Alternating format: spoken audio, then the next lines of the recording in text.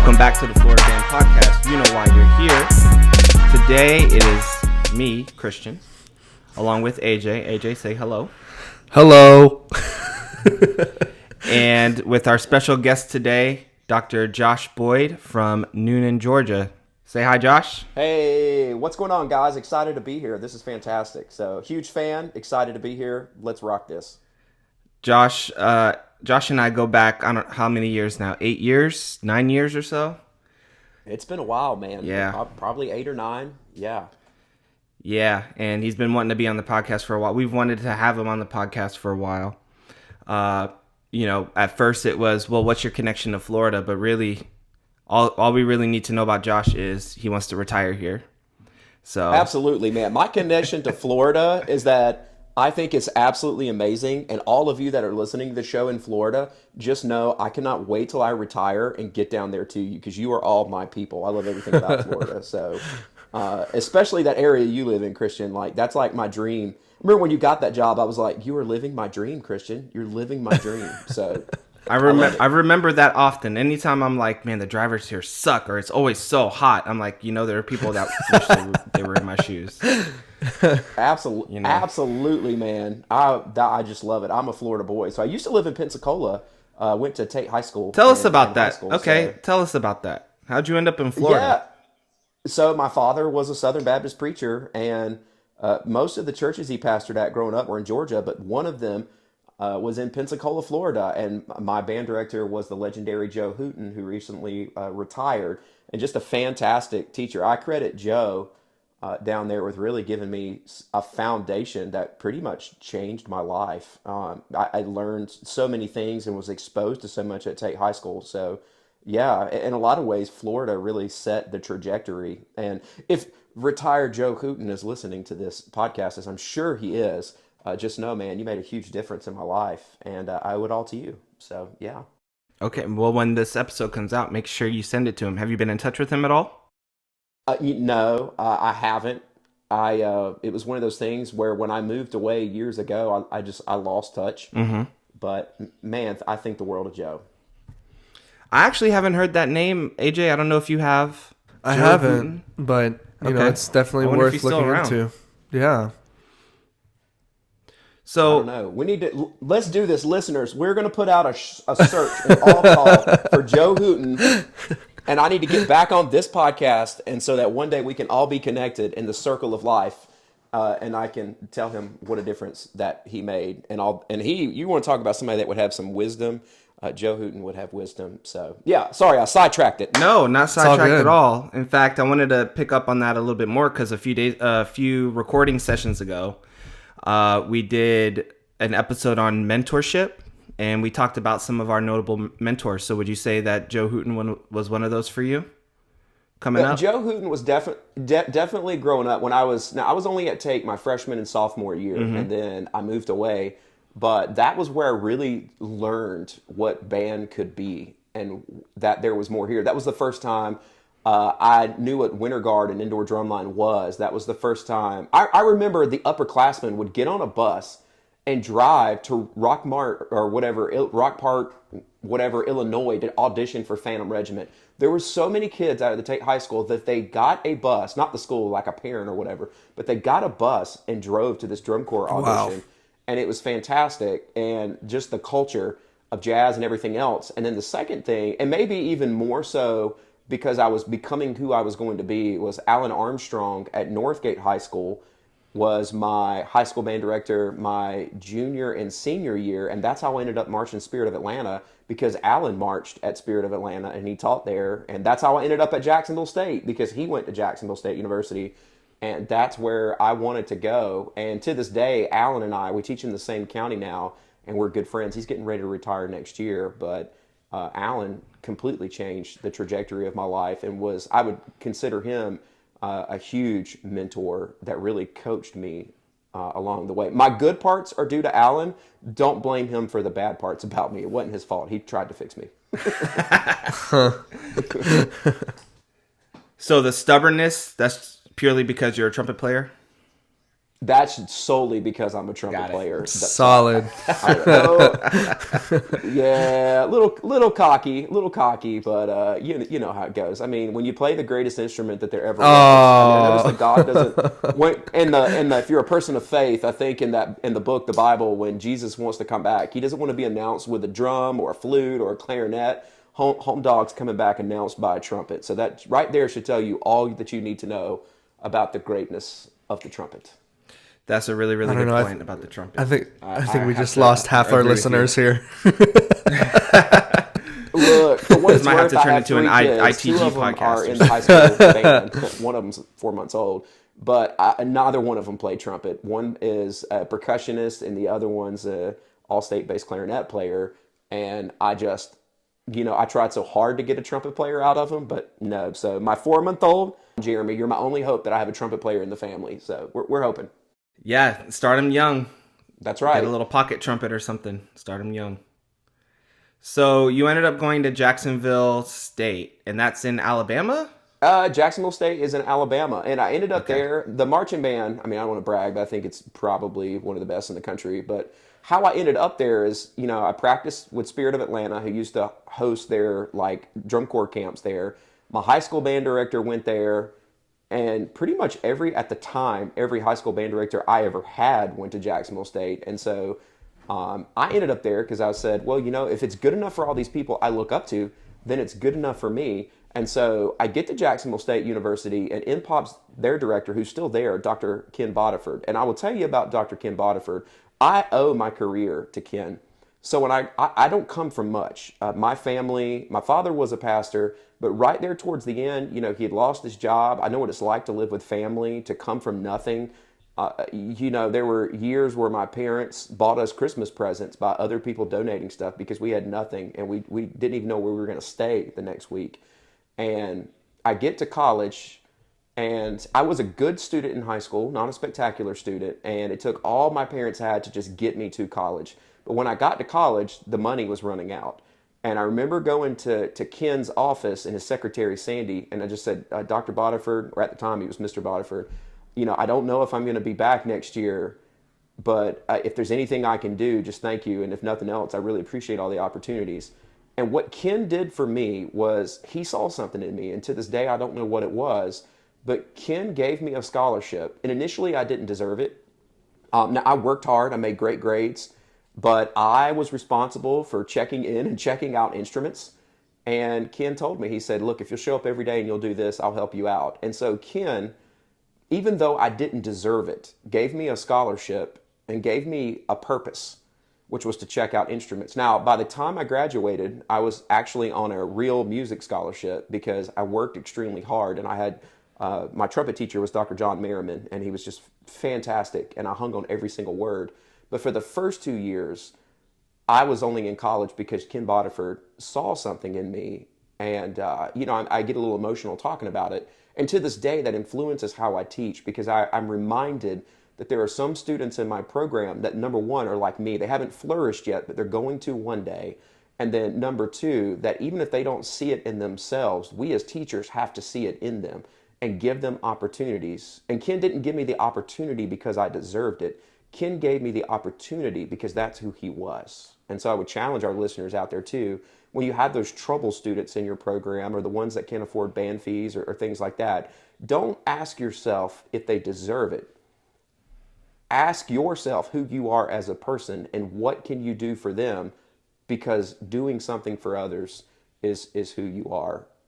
And so Ken, I would say, I've been teaching band for 17 years, but I wouldn't be here if it wasn't for Ken. And that's changed a lot of how I teach. Powerful. Yeah, man. Very cool. Yeah, very.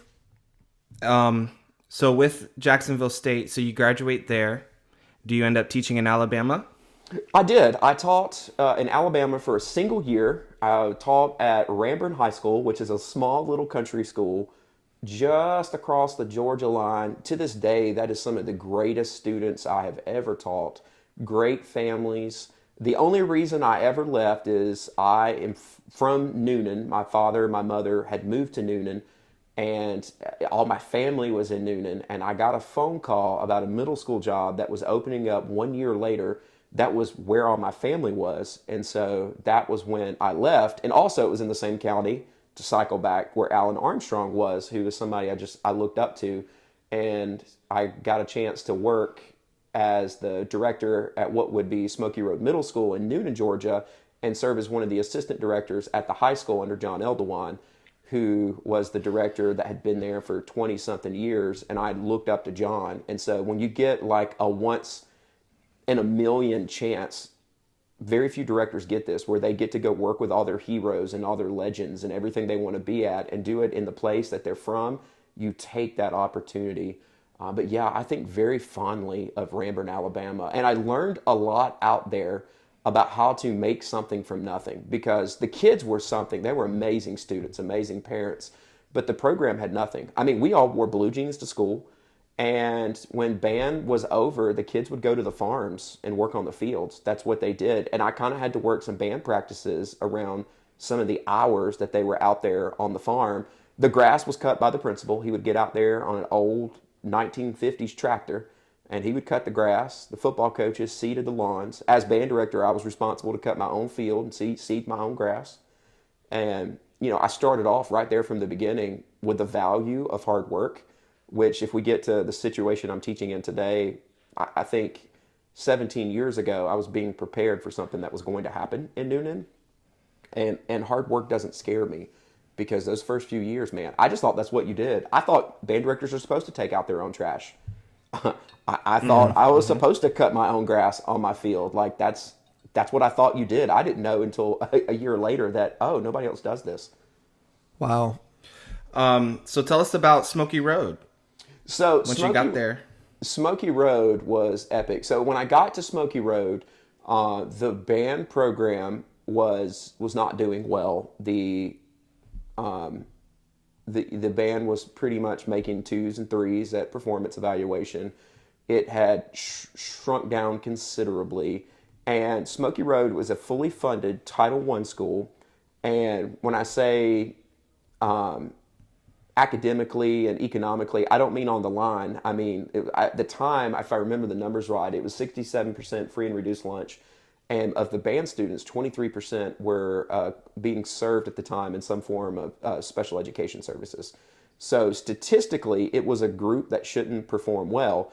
And when I took the job, there was a director that looked at me and he said these words. I'll never forget it. He said, "Well, good luck. You'll never make anything of them. These kids they don't have anything, and you'll be here a year and you'll leave." And now, was that kind of the pattern before you showed up with directors? No, there was one director, not that had come a couple directors for. His name is Dr. Doug Moore. And Doug actually still lives in the area. He's retired from the school system now. Doug had done a great job with the band program, and they had played really well. Doug is someone else that I really look up to. And in Doug's case, I look up to Doug because Doug is, to this day, is one of the directors that I like to emulate. Like, he is a good balance of, he's a family man, he's a person of faith, he's very involved at his church.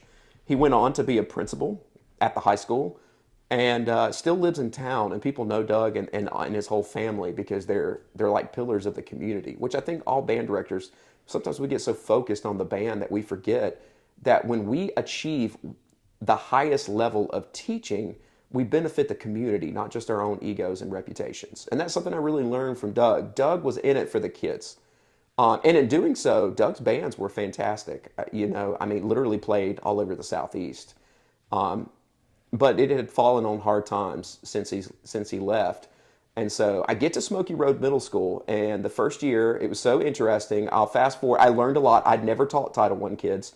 I am, since we're on a podcast and you can't see me, I am at that time, I was a 23-year-old white male, and a lot of my students, maybe 40%, didn't look like me.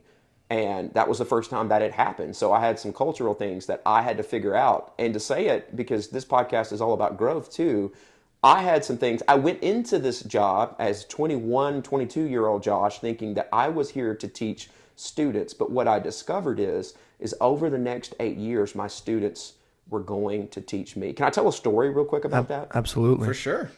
Go for it. So this is something where there's a mother, I'll never forget her, and she taught me so much. So I'm in my first year at Smoky Road. And again, I didn't grow up rich. I didn't grow up, but I did grow up from family who was college educated.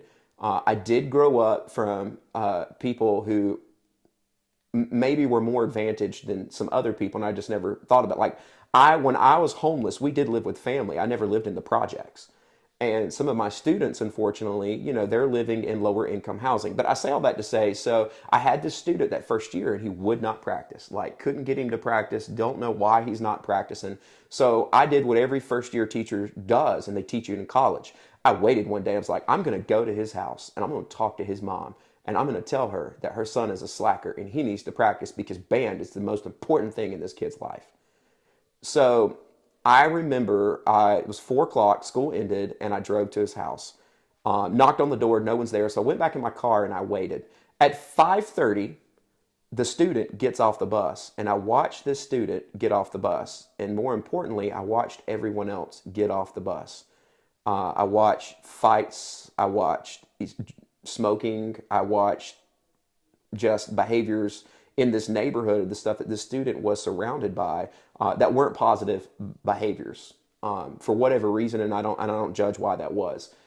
But eventually, at 7:30 that night, that mother came home. Now, this isn't the part where I tell you that I've learned it yet. Get this. So again, I'm 22 years old, and I'm really ashamed of this moment. So I get out of my car, and I finally go to the door, and I knock on the door, and the mother answers. She invites me in. I proceed to tell the mother everything wrong with that child, that he doesn't practice. I noticed his horn didn't get out. And then I said what so many people think. I can't believe I even said it. I said, and I don't really understand, like, if we really cared about his education, why are none of you home? Why are you just not getting home at 7:30 with this person? He's been here all by himself. Now, this mother, who looks differently than me, comes from a different background than I do, let me tell you, she let me get all that out. I mean, I went on for like 30 minutes. I'm so ashamed of this. And I'll never forget it. This mother turned around and said, well, I'm going to tell you something, Mr. Boyd, why this is. You're right. Everything you've just said in your judgmental white man voice is absolutely true.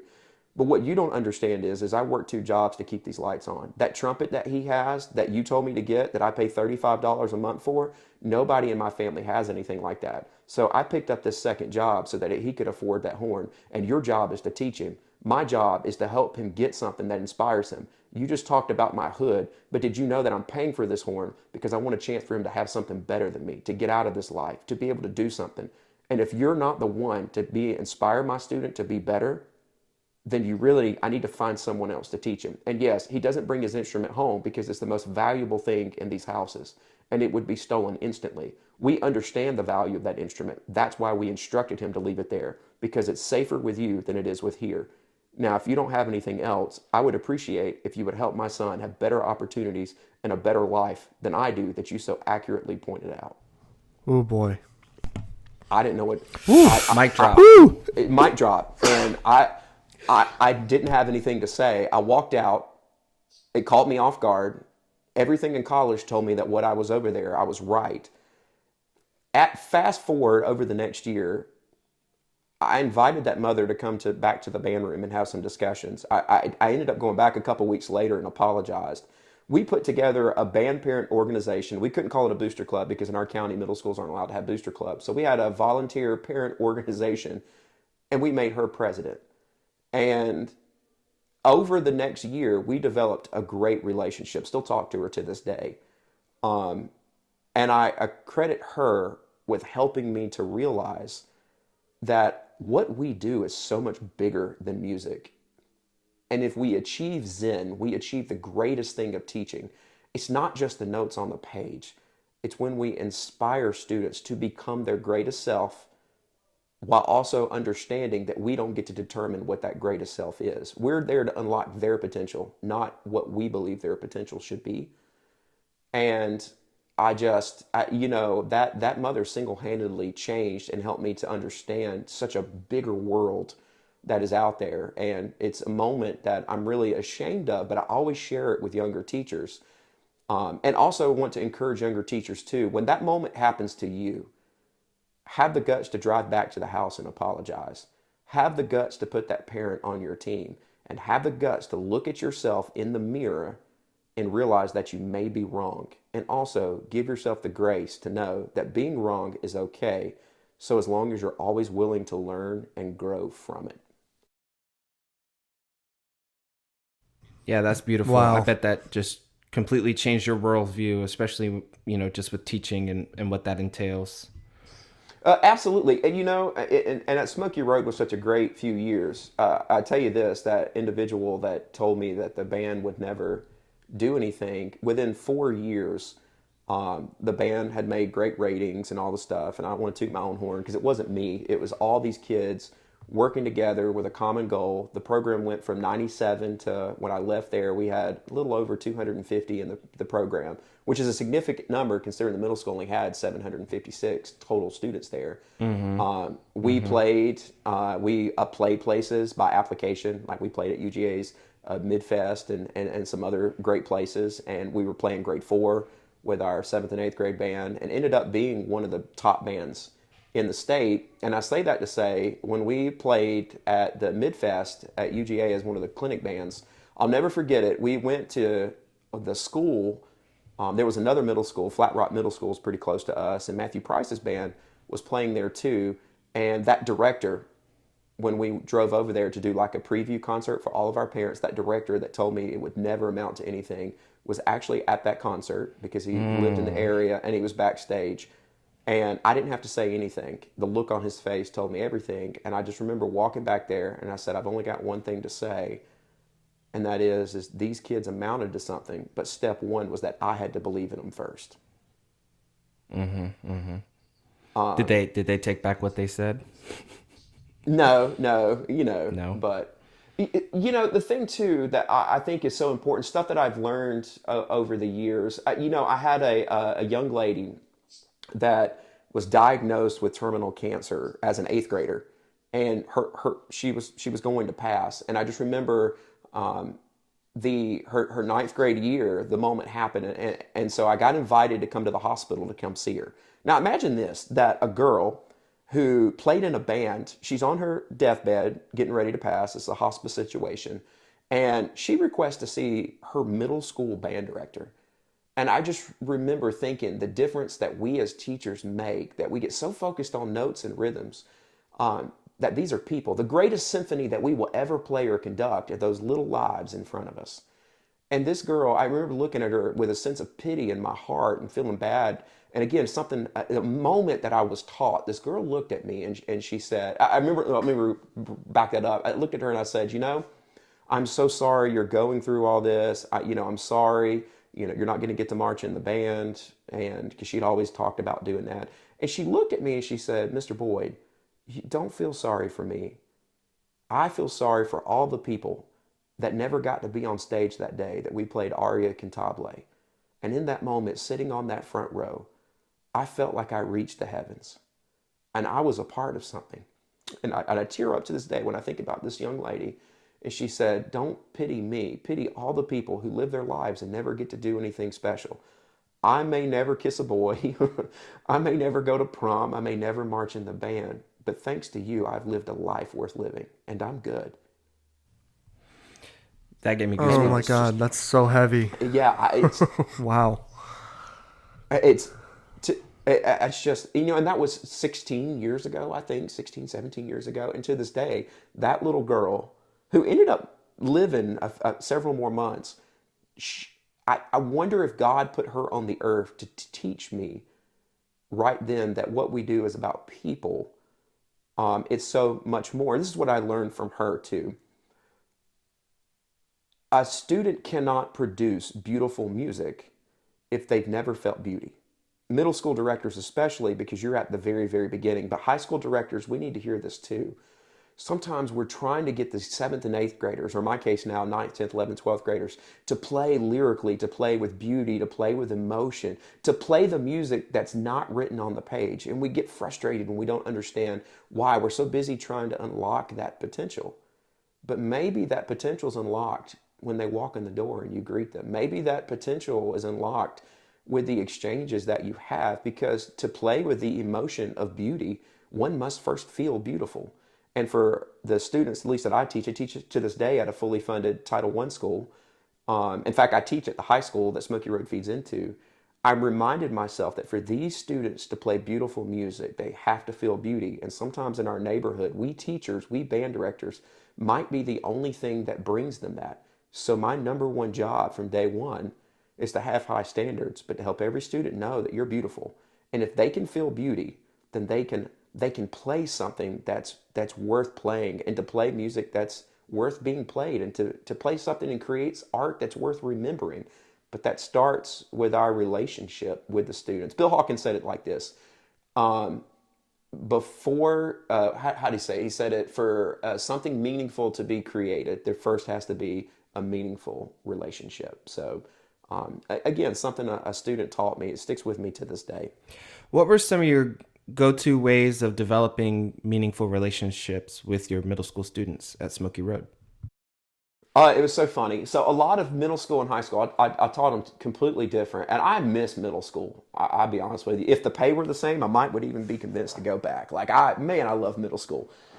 A lot of it with middle school is I think a lot of directors, they come out of college and they're taught to be so formal with their students, and they talk about creating a program and helping students see the trophies and the ratings. And what I learned that eventually helped me to develop some great band programs that played all over the Southeast at that school was that music has to be fun, and that students have to have relationships, because in today's world where it's all social media and everything else, it's that social aspect is what they will identify every emotion off of. So for example, when students walk in the door, we all know we're supposed to greet them at the door. But some days I would tell a joke. I like to create wow moments. Some days they would walk in the door and I would give them something. I remember I had like little wristbands one time. I don't know if y'all remember the slap bracelets, but I bought like a bunch of slap bracelets one time. And when my eighth graders walked in the room, I put a slap bracelet on their hand and said, "Hey, this is just a gift for you for being awesome." And on the slap bracelet, it said #awesome. Or then the day would come that, we were learning about with balance and blend, and I was in sixth grade, and we were getting ready to introduce the idea of playing chorales. And it wasn't glorified chorales, it was like Essential Elements Book 1.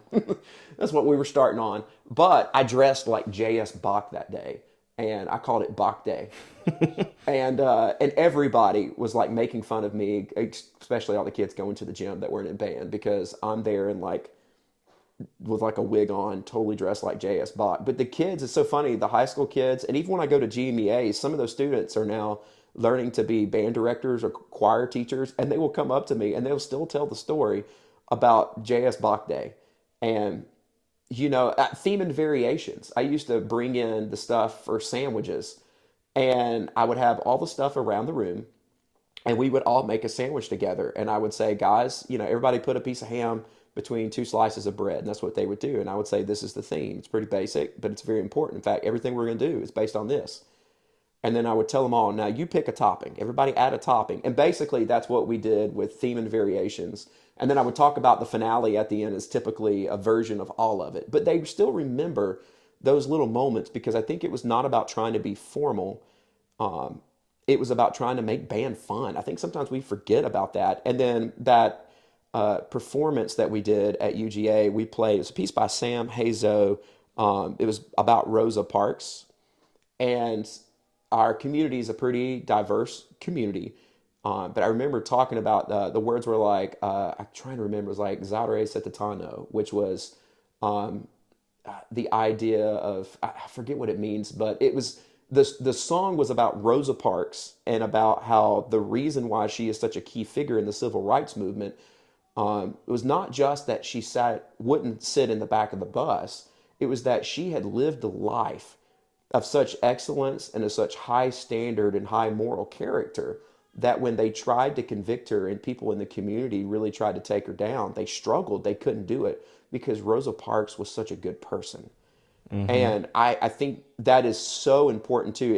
And if I can speak to anyone listening to the podcast, if you're like me, and to this day, I teach in a community, again, that's very diverse, we have a responsibility to help every single student in our classroom find someone that they can look up to and realize that they too can one day be a great musician, a great composer, a great whatever. And at that time in the community, there was a lot of stuff going on. And I just remember having this great conversation of, and if you're in the room and you're, you are African American and you come from this background, this is who you are. You are powerful. You are strong. You are amazing. And you can live your lives as all of you are doing right now with such grace and such character that you can change the world. And I know you can, because today we're playing the song that Sam Hazo wrote.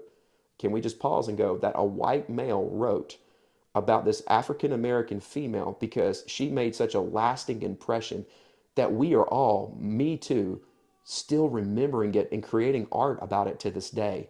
And what will your contribution will be? What will your contribution be? And don't let anyone tell you that you can't create greatness. And I love doing that. And today in high school too, um, I love pausing and pulling out composers too that are openly gay or transgender or from the LGBTQ community, because I teach a lot of students that identify that way, and which is interesting in my community because I teach a lot of students that have diverse identities, but yet my town is actually very, very conservative. So I don't endorse any or I don't endorse any identity. That's not our job as teachers. That's the job of parents at home. But what I do believe in, and I think it's worth mentioning on the podcast, is that every student should have someone that they look up to, that they can go, hey, I feel this way, and there's a person that feels like that too, and they are a successful musician, a successful composer. Even in my ninth grade group right now, we stopped on a piece of music by Randall Standridge, and this is okay to mention because he's open on his social media platforms. And I always bring up, like, hey, and if you identify this way, here's this strong, amazing composer that identifies that way too. And don't let anyone tell you that you can't be a great composer, because you can. Go do it. Be great. And, I know I just got off on a diatribe of stuff, but that's, man, helping students connect to music beyond those notes on the page. Ah, Christian, I mean, it helps them to create music that is memorable and music that sticks with them. And in doing so, friends, that's how we change the world. That's how you change a life. When you give them something that they can connect with on just a deep and meaningful level. To me, that's worth waking up tomorrow to go do. All right. Yeah, that's a lot of really good, deep stuff there. Especially with the music. Every time I pass out a piece of music, the last thing I think of is how do I help the students connect to this piece. So that was definitely a big reality check. Same here. I mean, I'm guilty of that as well. Just being in year 3, there's so many problems and issues, and I really tend to lose sight of what we really do this for. So, that was very helpful for me personally. And what led you out of Smoky Road and into your next position? Well, I had been at Smoky Road for several years and just really, really enjoyed it. There was nothing wrong with that school. It was great. But I got another chance. I had been teaching on adjunct faculty at Point University down in West Point, Georgia. It's a small private Christian college. And I got an opportunity to go down there and be the director of bands at Point University. And I thought, how many people go from middle school to high school? And the band program down there was in its infancy. And in fact, I was the first, to my knowledge, full-time director of bands that was employed there. Though I will say there was another gentleman, Mike Daniel, and Mike Daniel really deserves the credit. He was the first true director of bands, to my knowledge, at Point University. And he had already started it as like a community program, and he had laid the framework. And Mike is an incredible person. So, I can talk about Point University, but I always like to pause and go, I may have been the first one that had the full-time title, but Mike Daniel pioneered that, and so many other people before me. But we started a marching band and everything down there, because the years I was at Smoky Road, I was also the assistant director at the high school, but my primary responsibility was to design the marching band shows and also and teach that. So that's kind of what I was doing at Newton High School at the time. And got a chance to go do that at Point University, which was really, really great and also different. So when I got to Point University, the majority of the musicians that we were recruiting were there for church music. So here's why that matters. Like 3 years later, or 4 years later, we actually took a group to compete at WGI World Championships in percussion independent A and made finals on the first year. But if you saw that show, what you may not know is only about three of those students had ever marched in a drum line. They were all church drum set players. And it was fascinating because Point's primary major was praise and worship music.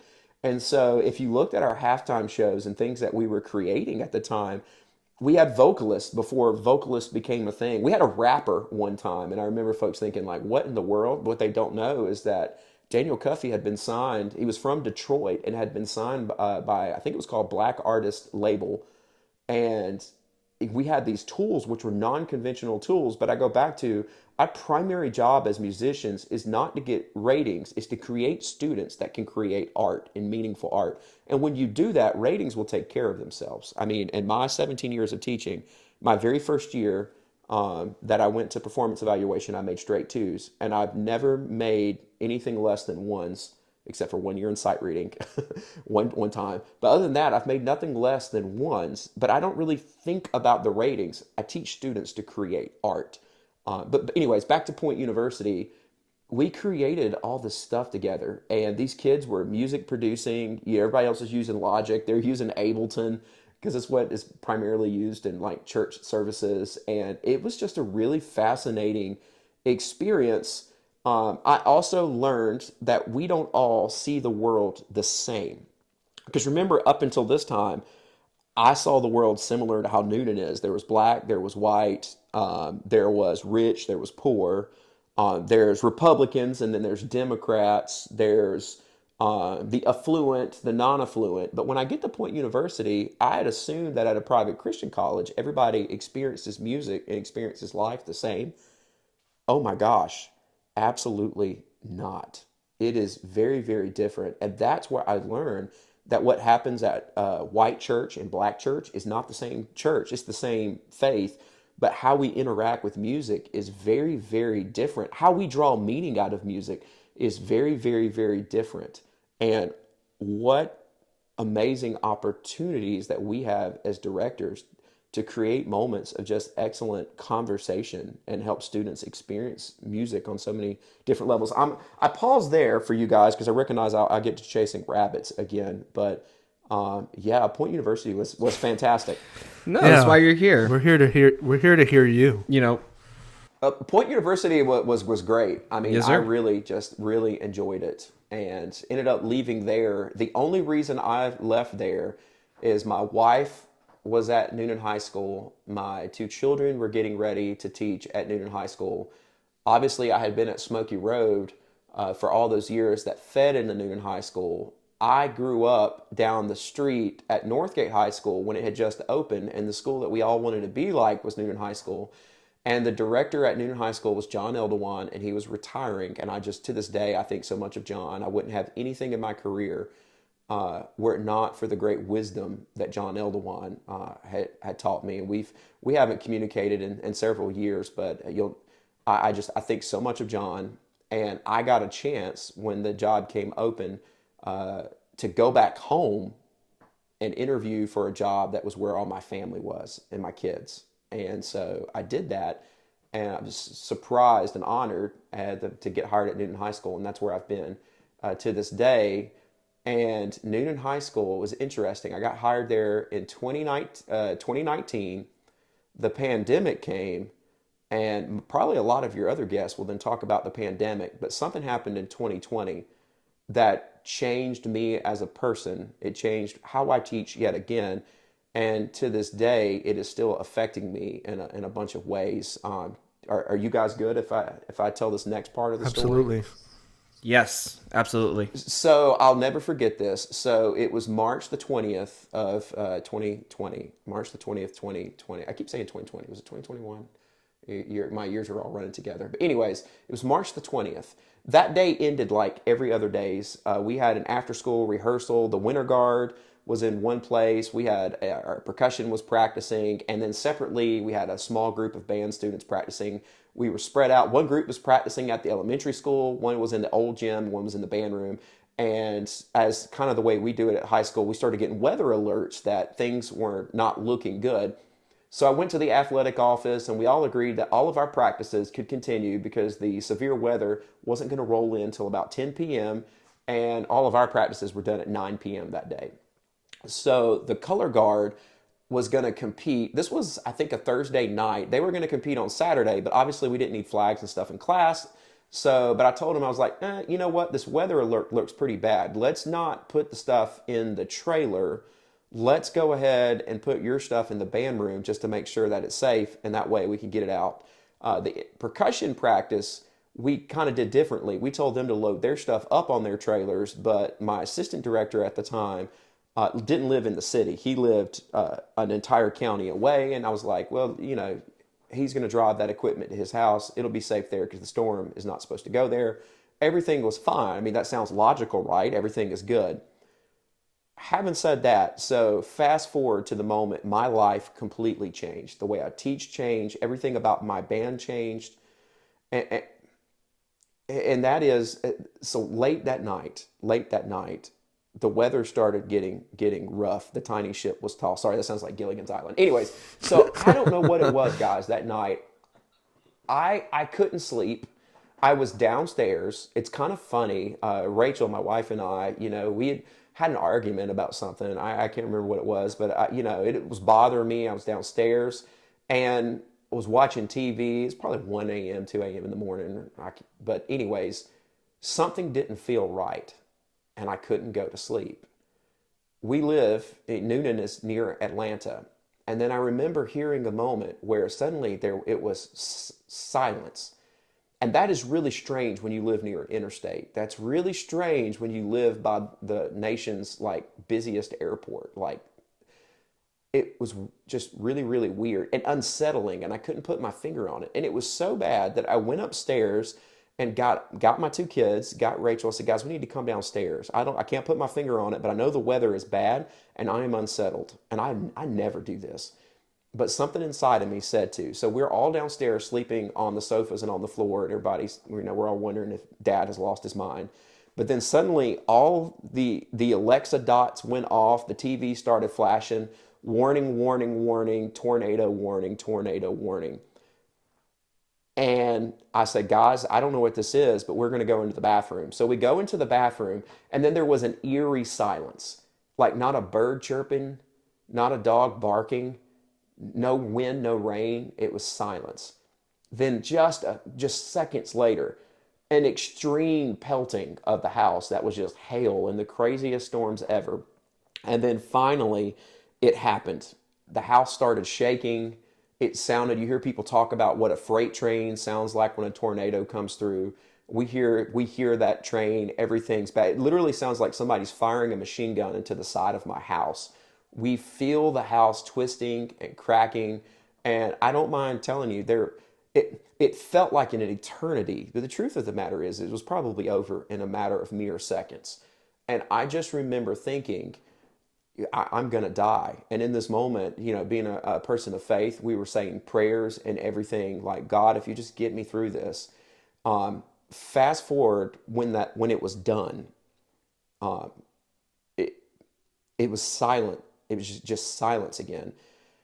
I went outside to look at my house. My roof is flapping in the wind. The walls were fine, but my roof was flapping. The baseboards were waving. The debris everywhere. The side of my truck had been slammed in. My house, by the way, I had just purchased. We'd only lived in it for about 3 months. The top was just torn to shreds. You couldn't even see the grass because the neighbors, I mean, shingles everywhere. Patio furniture. I mean, there was some instances where patio furniture had been thrown an entire mile. My neighbor's house had trees down the center of the house. And I felt bad for myself because, you know, it was like this house represented, it was an expensive house. I'd worked my whole career to get to it. And I was like, woe is me, woe is me. But anyways, we eventually went back in the house and, you know, did the only thing we could do, which was go to sleep. There was no power. It was pitch black dark, which again is strange when you live near an interstate. And to skip a lot of the story, to get to the next morning at about 9:30, the first phone call came in and my cell phone goes off and it's one of my students. And the student says, Dr. Boyd, I'm stuck, and I think they've passed by my house. My mom knew that if I called you, you would come help us, and we don't know what to do. Come help me. Now, important to this story in world politics is in a completely different state. There was a African American male that had been hurt by a police officer. And I want to be very careful on how I word this part of the story because I know people think different things and that's not what I'm here for. But what I can tell you is this student that called me was, again, an African American student that did not look like me. We come from two different backgrounds. He lived in a part of the city I did not live in. And he didn't call the police officer that day. He didn't call the firefighters. His mom didn't tell him to call all those people. His mom told him to call his high school band director. And for those of you listening, that's the first thing I want to point out, that what you do is valuable. If you wake up tomorrow after hearing this podcast and you go to work and you think you don't matter, band director or music teacher or choir teacher, you do matter.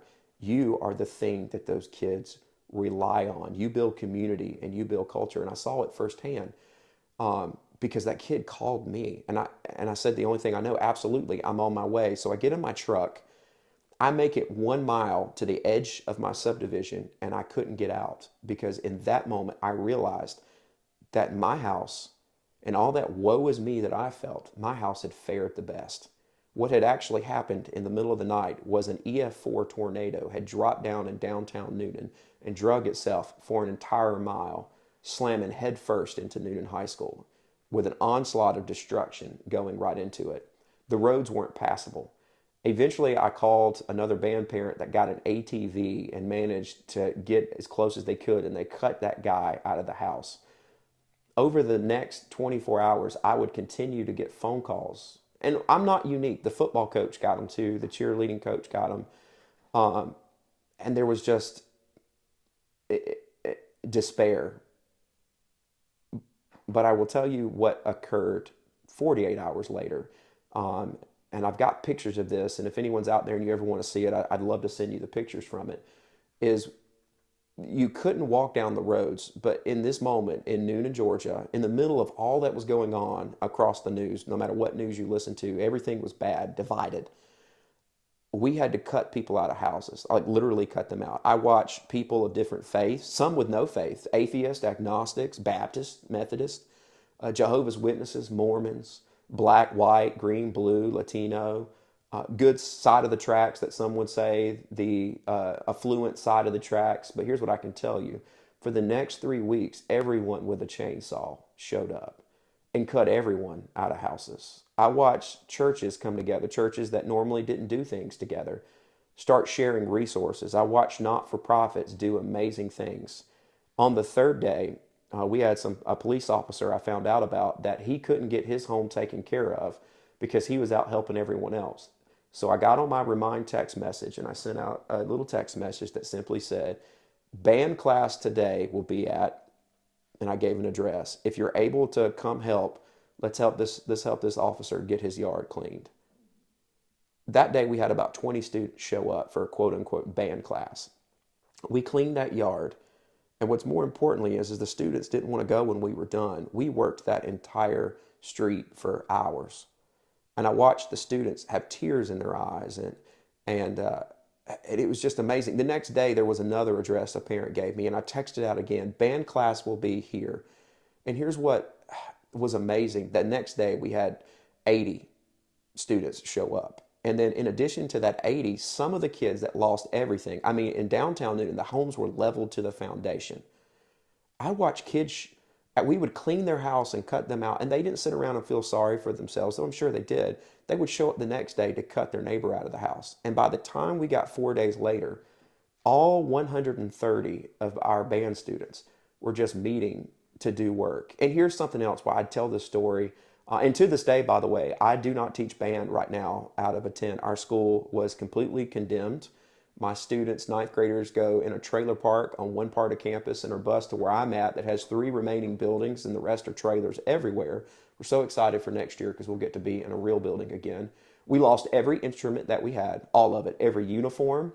Our band program is over 80 years old. We lost every trophy, everything, all of it. was gone in an instant. Every kid that left their instrument in the band room, and even the kids that had their instrument at their house, completely gone, obliterated. But what came next taught me so That's what much. I was about to ask. I mean, such a powerful story, but Here's I I know that the recovery is just as powerful, if not more. the recovery is something that blows my mind away. First thing is I thought that the students would sit around and the alumni, and band's a big deal in our town. Most of the people in the town marched in the band at some point, that they would be upset about all the trophies and all the things. Here's what I noticed. Thing number one was when the kids would take a break to get something to eat before they would get back to work. They never told stories about trophies. They never really told stories about the times they won. No one talked about ratings. No one talked about the times that they had, just 2 years before they had taken second place at WGI wins and world championships. None of that stuff. Here's what they talked. They talked about band and how it made them feel. And they talked about the relationships. And they talked about the people. And that blew my mind away because I am from a generation where it was all about winning, winning, winning, winning. How can I get the highest ratings? But nobody cared.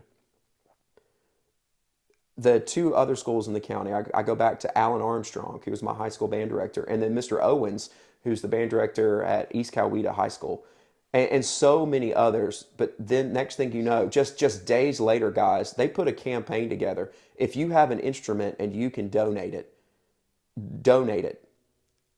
We started getting instrument donations from all over Georgia. I mean, we got this crazy, like, nice bassoon because folks were donating stuff or letting us borrow stuff that went through the GMEA office to us. Every single kid that lost an instrument within 3 weeks, guys, had a horn to play on. We had music companies that volunteered to do the repair work for free of charge. We had we ended up playing a spring concert 5 weeks later. We played it in shorts and t-shirts and whatever the kids had because most of them didn't even have clothes left. Our last kid did not move out of a hotel until August of this school year.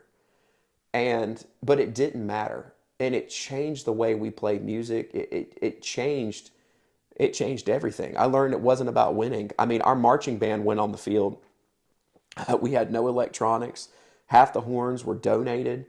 And none of it mattered, guys. None of it mattered. Our color guard had world championships, or not world champions, I'm so sorry, circuit championships a couple days later. They spun on a floor that was someone else's, flags that were someone else's, because, remind you, we had told them to put their flags and equipment in the band room, but the band room was a complete total loss. So they did their championships with a floor that didn't match the show, with flags that had nothing to do with anything. And to see how much those ladies cared and the passion of which they spun. I remember playing that spring concert. We played Cry of the Last Unicorn by Rossano Galante. And what's interesting about the fact that it sticks out in my mind is it's a beautiful piece of music. The song has nothing to do with a tornado. It has everything to do with a unicorn that passes. But it's just a beautiful, and inside of that piece of music are moments of agony combined with moments of hope. And I remember at our Performing Arts Center, to a packed out house, when our kids played that song just 4 weeks later on all their borrowed instruments. To this day, it's probably one of the most out of tune messes I've ever heard because these horns were, God bless it, I mean, duct taped and whatever else we could get. But the tears across their faces, and they still remember that concert. And I fast forward to this day because there's so many more small stories. Our band volunteered at one of the Bridging the Gap, which is a not-for-profit that feeds people in our community that need help and clothes them. We did so much volunteering. To this day, my students they're still volunteering because that's an important part of who they are. And when the students get a piece of music, they ask what it means to them. Our show this past year in the fall, because we like to create productions that mean something to the students, was called The Mirror. And the idea behind the show that we created was that when I look into the mirror, what does the mirror say back to me? Because there was a sense in the community, the students went through some depression. They went through some stuff. I mean, there's so many details I'm leaving off because I don't know if it's appropriate to share. Many, many days that we just met somewhere because we had nothing. We couldn't have band for a little bit. And we just met as a group of people and hugged each other's neck. Um, but to this day, how can we produce music more fervently? How can we create relationships that matter? And how can we create art that is meaningful? And that mirror, that's where I was going with that, is, there's a voiceover in it that says, these are the things I see when you are the person staring back at me. It's not about being pretty. It's not about being tall. It's that you are strong, you are powerful. And to make a long story short, it was a show that we created to help students and help our community understand that the storms in life, the tornadoes, the pandemics, those are not the things that define you. What defines you is who you are. And the great news about knowing that is all of us, including anyone listening to this show right now, you have a chance right now to be the person you always wanted to be. If you're a first year teacher listening to this, or if you're like me and you're getting near the end, just remember that when you go back to your classroom tomorrow, or if you're on your way right now listening, when you walk in your door, you get a chance to be that leader you always wanted to be. The only question is will you choose to be it? Will you choose to be the one to make your students feel beautiful? Will you be the one that quits worrying about band and making music and get out there and clean houses? Will you be the teacher that goes to every community? Will you be the one that starts texting out, things in Spanish if your community speaks Spanish? Will you be the one that remembers that quiet kid's birthday? Will you be the teacher that goes to the hospital when the kid needs to go to the hospital? Will you do all the things that people won't do? And if you do that, you'll play at state conference one day. You'll play at whatever prestigious college you want to play at. Your band will do all those things because the students will buy in, not into you, because that's selfish. They'll buy into music and what music really can be. And guys, that's why what we do is so valuable. It matters, it's meaningful, and it's worth all the pain and the stress that we put into it. I feel like I was just listening to the next Dr. Tim. I could never amount to that. Dr. Tim is amazing. I love it. I mean, I really think you're going to move our audience in such a different way than any other guest, ever has. And we really, really appreciate all that insight.